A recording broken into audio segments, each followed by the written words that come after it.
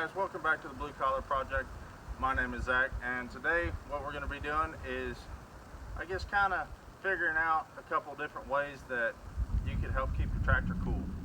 Dad's been cutting grass and shredding pastures and stuff like that, so he's got this nice air conditioning cab tractor, and he's saying, hey, you know, the air conditioner's not keeping it cool, not doing this, not doing that. Well, one thing I'm thinking is radiator could be stopped up, could be plugged up. So today we're going to show you how you can flush your radiator and how to wash it off the right way. Alright, so what we got to do first is get the hood open and hope that it doesn't fall down on you. After that, you're going to see this big black hose right here, and that is the air cleaner hose. What we're going to need to do is take off the two clamps. This one's actually already kind of loose, but you can just do that with a regular flathead screwdriver. So you come back here, loosen that up, because what you're going to have to do is actually get down in here where the radiator is. You want to be able to get to it to clean it out, and you see all this stuff, goatweed seed and everything like that, that's just sitting there clogging up the radiator. And in order to take that, I guess, little filter element off of there, you're going to have to take this air cleaner pipe off.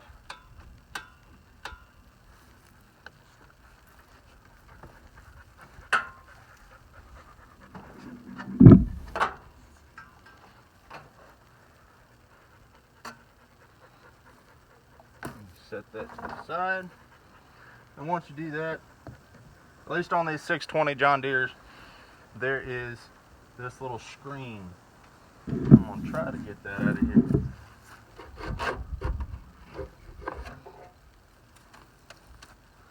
Knock it out, clean it up. This is the one that we're definitely going after today. And you see all that right there? All that goat seed and everything like that, that's not letting air come through and keep the antifreeze and everything like that in the engine cool.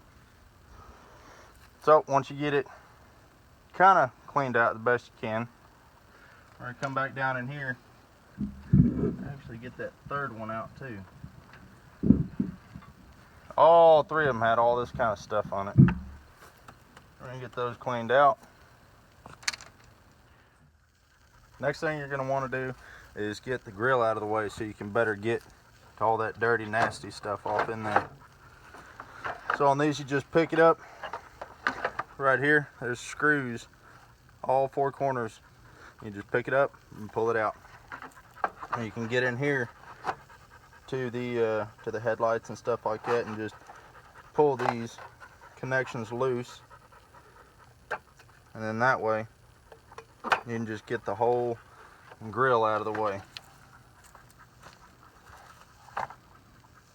But now that you got the grill out of the way, you can see there's all kinds of just shredded grass, goat seed in there and everything like that. So what we're also going to do is take and remove the battery. That way you don't have to worry about getting shocked. Normally, for battery connections on the positive and negative terminals, they have either 9/16 or a 1/2 inch hardware for it. But today all I got is channel locks, so we're going to make do with this.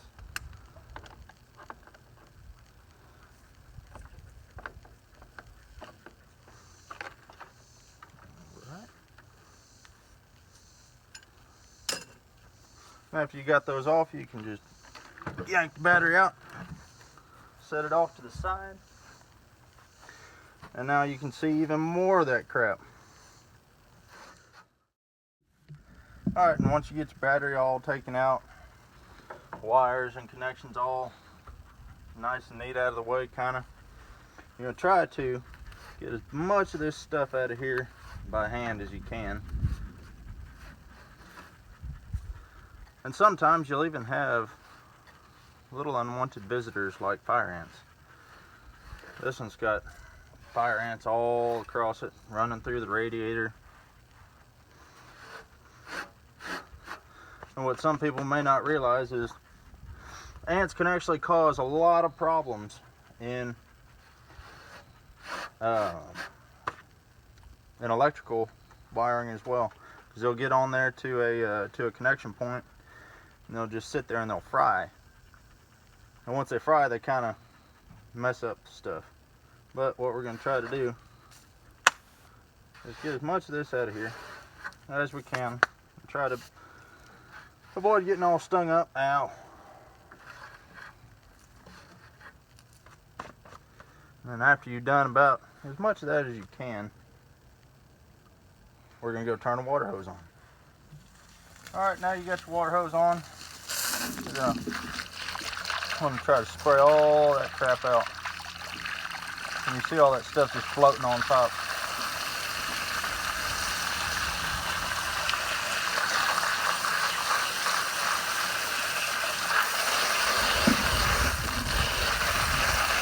And you can see how there's a bunch of brown water coming out of the radiator. That's actually from the ants building a nest in there.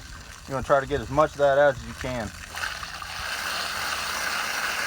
And you're just going to want to sit there and try to flush it until there's nothing but clean water coming out.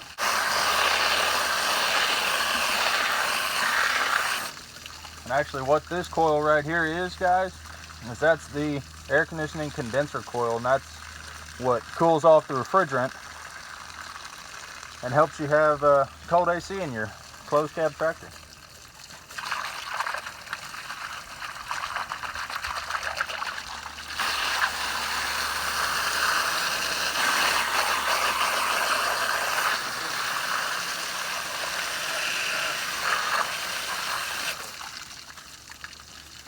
And now you can see pretty well that looks a lot better than what it used to.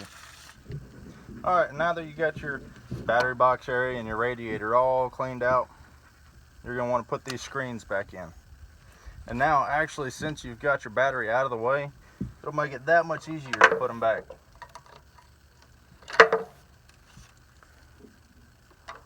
These don't have to go in any particular order. They're just kind of one size fits all for the placement of them. Top one can be kind of a booger, but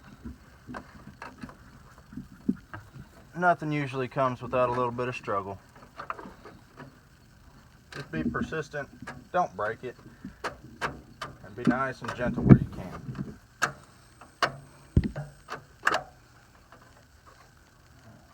And on these, there's a little slot.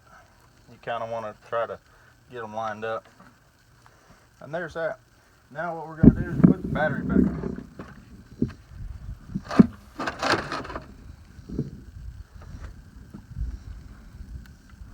When you're doing this, normally you want to try to put your negative on last. So, get all the extra water off that. Feed this in there where it won't get all tangled up and everything.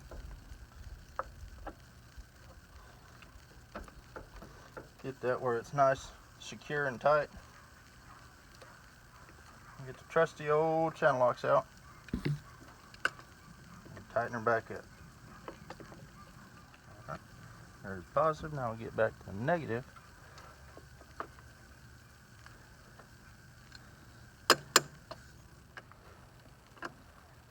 Alright, that ain't shaking out around either. After you get your battery all put back in, what we're going to do is come back to our grill, and we're going to start putting all the connections back in. Make sure all your connections are nice and snug, and sometimes you can even inspect them and make sure, you know, oh hey, this one needs to be a little bit tighter, or this one's missing something.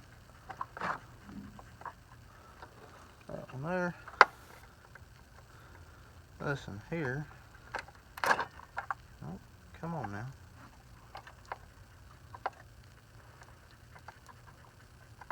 Like I said, try to be gentle where you can, but sometimes we all know it just needs a little bit of persuasion.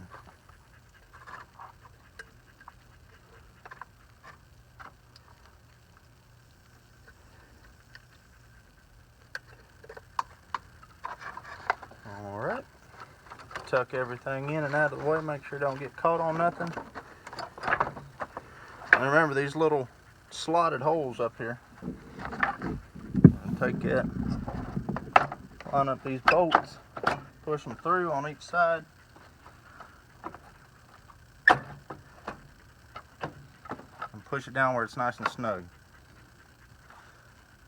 Now since we're done with that, what we're going to go ahead and do now is finish it off and put that air cleaner hose back on.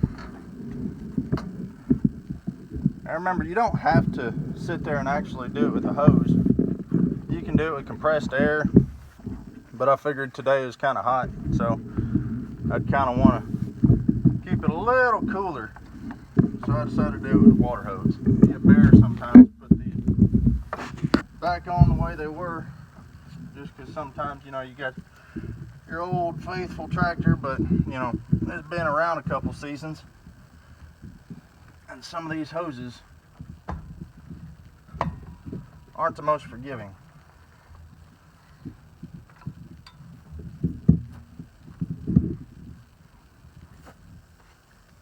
So take your your flathead screwdriver.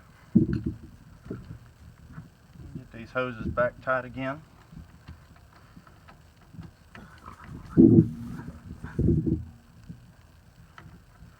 I guess Hunter found a squirrel.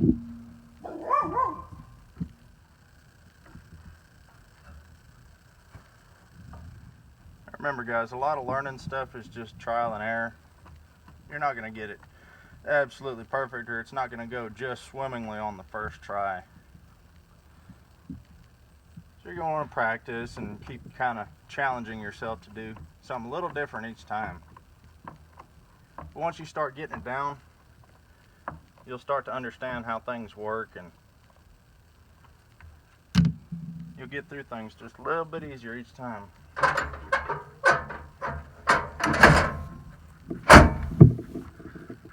And that, ladies and gentlemen, is how we do that. Today we didn't actually have to end up flushing it out because we're able to actually identify the problem, which was the fire ants sitting there making a nest inside that condenser coil and not letting air to pass through. But if you liked the video, leave a thumbs up, leave a comment, subscribe. Hey, hit the bell. That way you can get notified when I put the next video up, and hopefully it'll be something that'll help you out. Until next time, I'm Zach with the Blue Collar Project, and we'll see you then. Hey guys, here's a little hint for things to come in the future. We're going to be taking something old, putting it on something a little bit newer. If you want to see that, hit the notification bell, subscribe, and see what happens. You want to remind them what not to forget? Well, you don't want to forget the I guess the battery retaining plate, because then that could turn into something not so great down the road. You don't want to be driving your tractor and all of a sudden your battery falls out. There we go. And like we did the first time, took all your cables away, line up your bolts, get it nice and snug.